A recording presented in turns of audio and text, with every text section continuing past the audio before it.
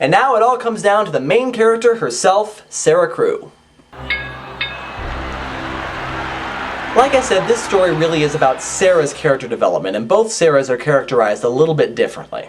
Book Sarah is portrayed as someone who stands out, whose cleverness and odd ways are so out of the ordinary, you can't help but notice them. Movie Sarah is portrayed more like a real little girl. We see her learning everything she knows about imagining from her father, and the other girls don't so much hold her in awe as they're actually friends with her.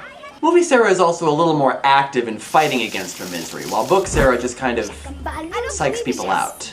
But that's a little more consistent with the princess theme. We see that Sarah wants to react to these people, but it's remembering that she's a princess that keeps her from doing so. And I really do like the scenes where she does this, especially with Miss Mention, because Miss Mention knows that she's being acted against, but there's not a whole lot she can do about it. And like we said before, Sarah's relationships with others are developed a little better in the movie, particularly her relationship with her father, which the book does very little with. Sarah's pain over the death of her father in the movie is truly heartbreaking.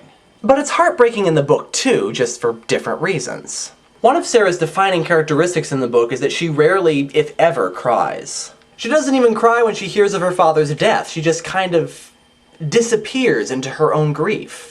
This makes the few times when she does break down and cry that much more powerful. There's one particularly good scene where it could be argued that Sarah hits her lowest point. Sarah has just had a particularly hard day, and she's talking about it with the one thing that she's been allowed to keep, her doll Emily, who she's talked to before, pretending that Emily can hear and understand her even if she doesn't talk back. At one point as she's talking, she gets so caught up in how hopeless her situation is that she just says, "You're just a doll. You can't understand me." And that's where she truly breaks down and cries for, if I'm not mistaken, the first time in the novel.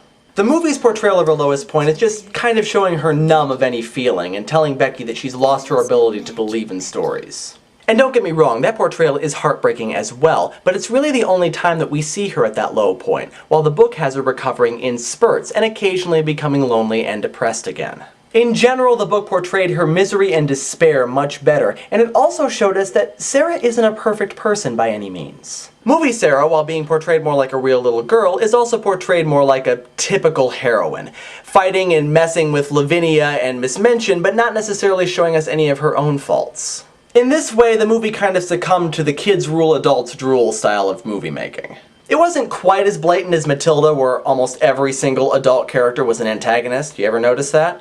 But the stigma was still definitely there. The whole point of the book is to ask whether Sarah would be the same person if her circumstances were different, and the book shows us that this is not easy to do. Sarah is not perfect by any means. She's not always strong, she's not always courageous, and she sometimes slips back into that feeling of worthlessness. But when she overcomes this feeling over and over, it's like she's winning another battle in a long-fought war.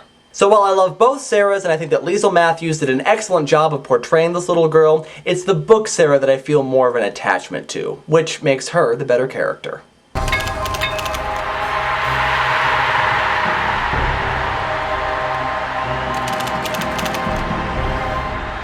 So the book is marginally better in this case, but the movie is still definitely one of my favorites, and it tells an excellent story, so if you haven't seen it yet, give it a watch.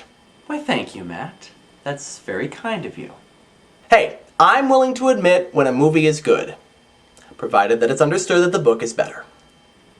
Yeah. Just wait till the next review.